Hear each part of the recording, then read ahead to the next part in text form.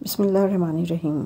Mehwish bus stop پر کھڑی اپنی route کی بس کا انتظار کر رہی تھی جب حسب معمول راحیل اپنی برانڈ نیو گاڑی میں وہاں پہنچا اور ڈرائیونگ سائٹ کا شیشہ اتارے مہوش کو دیکھنے لگا۔ مہوش نے نگاہ اٹھا کر راحیل کو دیکھا مگر صریحاً نظر انداز کرتے اپنی نگاہ سڑک پر دوڑتی گاڑیوں کی طرف کر لی۔ راحیل کے ہونٹوں پر مسکراہٹ ابھری۔ مہوش کے نظر انداز کرنے کے باوجود اس نے گاڑی آگے نہیں بڑھائی تھی بلکہ بڑے اطمینان سے وہاں یوں کھڑا تھا جیسے اسے کوئی دوسرا کام نہ ہو۔ مہوش نے ایک بار پھر راحیل کو دیکھا۔ اس بار چہرے پر سختی کا تاثر تھا لیکن دوسری طرف راحیل نے بھی ڈٹائی کی ہر حد عبور کر رکھی تھی۔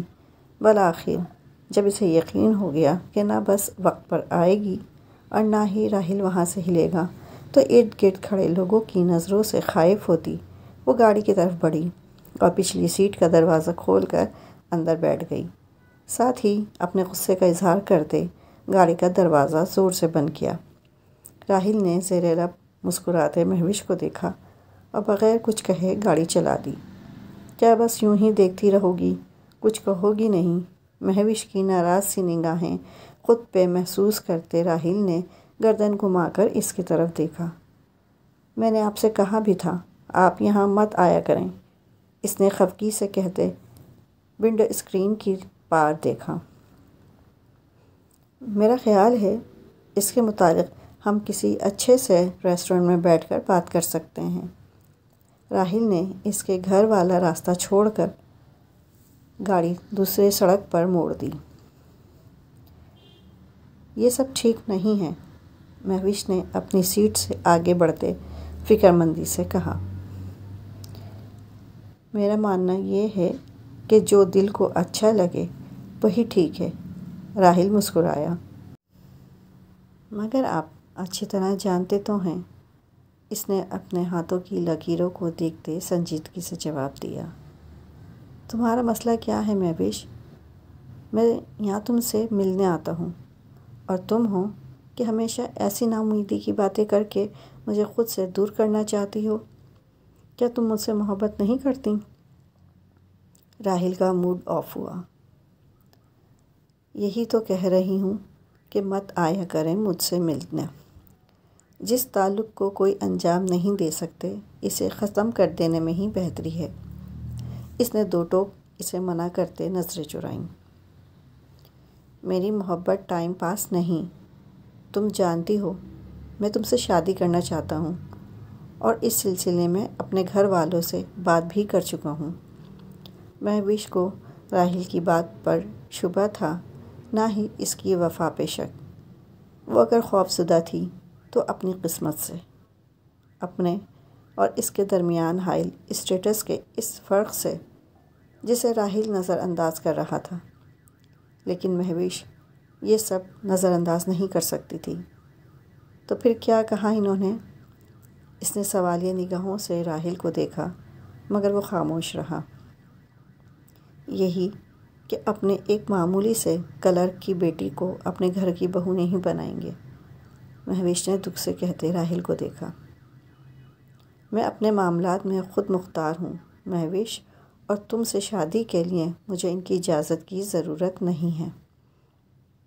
لیکن راحیل نہیں جانتا تھا کہ اس کے گھر بات کرنے کے بعد اس کے والد پر کیسے دباؤ ڈالا جا رہا تھا اور بات کو کیا سے کیا بنا کر پیش کیا جا رہا تھا۔ لیکن میں آپ سے ایسا رشتہ جوڑنے کے حق میں نہیں ہوں جس سے آپ کے خونی رشتوں میں میری وجہ سے دراڑ آ جائے۔ میں اپنے والد کی تربیت کو گالی نہیں بننے دینا چاہتی، اس لیے یہی اچھا ہے کہ ہم ابھی الگ ہو جائیں۔ وہ اگر شروع سے راحیل کی حقیقت جانتی تو کبھی اس سے تعلق بڑھانے کی غلطی نہ کرتی، لیکن اب جو ہو چکا تھا اسے روکنے کی کوشش تو کی جا سکتی تھی۔ تو یہ سب تم سے عتیق انکل نے کہا ہے، اور ان سے کس نے کہا ہوگا وہ میں اچھی طرح جانتا ہوں، راحیل غصے سے بولا۔ اسے بس ایک پل لگا تھا ساری بات سمجھنے میں۔ وہ راحیل سے ہر تعلق ختم کرنا چاہتی تھی، حالانکہ وہ خود بھی اس سے شدید محبت کرتی تھی۔ راحیل سچائی کو جتنی جلدی قبول کر لیا جائے اتنا ہی اچھا ہوتا ہے۔ ویسے بھی مخمل میں ٹاٹ کا پیوند اچھا نہیں لگتا، اور تمہیں اگر لگتا ہے اپنی ان باتوں سے میری ہمت توڑ دو گی تو تم غلط ہو مہوش۔ میں نے تم سے بے لوث محبت کی ہے اور اسے مرتے دم تک نبھاؤں گا، پھر بھلے تم کتنا ہی مجھے خود سے دور کرنے کی کوشش کر لو، میں تمہیں نہیں چھوڑ سکتا۔ وہ کسی صورت پیچھے ہٹنے کو تیار نہ تھا۔ مہوش نے ایک نظر اس کے پر یقین چہرے کو دیکھا، جہاں اس کے ارادوں کی پختگی چیخ چیخ کر اسے باور کرا رہی تھی کہ وہ محبت کی منزل پانے والوں میں سے ہے، اور اس کی سرزنش میں نہیں ہے۔ ایک گہرا سانس لیتے مہوش نے سر سیٹ کی پشت سے ٹکایا اور آنکھیں بند کر لیں۔ اس کا ذہن پچھلے کئی دن سے سوچ سوچ کے بالکل معوف ہو چکا تھا۔ راحیل کی ضد نے اس کے ارادوں کو اور بھی کمزور کر دیا تھا۔ اپنے کمرے کی الماری کھولے وہ ایک ٹک ان تمام چیزوں کو دیکھ رہی تھیں جو پچھلے کئی سالوں میں آج ہی کی تاریخ پر انہوں نے یہاں الماری میں لا کر رکھی تھیں۔ اتنے برسوں سے وہ یہ سب چیزیں کسی امانت کی طرح سنبھال رہی تھیں، اس بات سے باخبر کہ وہ کبھی یہ سب اسے نہیں دے پائیں گی۔ انہوں نے ایک نظر اپنے ہاتھ میں پکڑے اس جیولری باکس کو دیکھا اور پھر اسے بھی الماری میں ان دوسری چیزوں کے درمیان جگہ بنا کر رکھ دیا۔ تبھی ان کے فون پر آتی دانش کی ویڈیو کال نے انہیں چونکا دیا۔ جلدی سے آنکھیں پوچھ کر بہت حد تک خود پہ قابو پاتے انہوں نے دانش کی کال ریسیو کی۔ السلام علیکم، دانش نے ویڈیو کال پہ ماں کا مسکراتا ہوا چہرہ دیکھ کر محبت سے کہا۔ وعلیکم السلام، کیسے ہو میری جان؟ ان کے لہجے میں نرمی اور محبت کے ساتھ ہمیشہ والی تشویش بھی تھی۔ میں تو ٹھیک ہوں، لیکن آپ مجھے کچھ اپسیٹ لگ رہی ہیں۔ حالانکہ وہ ہر 3-4 ماہ بعد ان کے پاس چکر لگا لیتا تھا، لیکن اس کی تسلی نہیں ہوتی تھی۔ دانش کی خواہش تھی وہ اس کے پاس آ جائیں، لیکن اس کی بات سن کر وہ ہمیشہ خاموش ہو جاتی۔ نہیں تو میں تو بالکل ٹھیک ہوں۔ اچھا خیر، تم سناؤ، اسٹڈیز کیسی جا رہی ہیں تمہاری؟ اسٹڈیز ایک دم فرسٹ کلاس۔ اب تو بس لاسٹ سیمسٹر ہے، اور آپ کو ایک اچھی خبر سناؤں؟ اس نے رازدارانہ انداز میں کہا تو وہ بھی کچھ حیرانی سے اس کی طرف متوجہ ہو گئیں۔ وقاص بھائی نے میرا کانٹریکٹ ختم ہونے کے بعد مجھے اپنی کمپنی میں مستقل جاب کی آفر کی ہے۔ دانش اتنا خوش تھا کہ ان کے چہرے پہ آئی پریشانی کی جھلک دیکھ نہیں پایا۔ واقعی؟ خود پر قابو پاتے وہ بھی خوش ہو کر بولیں، یہ تو بہت اچھی خبر ہے، اللہ تمہیں اور کامیابی دے۔ انہوں نے بیٹے کو دعا دی۔ وہ دونوں اپنی باتوں میں اتنے مگن تھے کہ فاروق صاحب کی آواز پہ بے ساختہ چونکے تھے۔ السلام علیکم پاپا، یہ بتائیں آپ کیسے ہیں اور پاکستان کب واپس آ رہے ہیں؟ فون کی اسکرین پہ باپ کو پیچھے کھڑا دیکھتے وہ مسکرایا اور جھٹ سوال کیا، یار تمہیں بہت مس کرتا ہوں، اور یہ تم نے پاکستان واپس آنے کی رٹ کچھ زیادہ شروع نہیں کر دی؟ میں نے تمہیں وہاں اس لیے بھیجا تھا کہ تم اپنا MBA مکمل کرو، پھر میں تمہیں اپنی ہی کمپنی میں ایک شاندار پوسٹ پہ لگواؤں گا، اور تم الٹا مجھے وہاں بلا رہے ہو۔ چکر کیا ہے آخر؟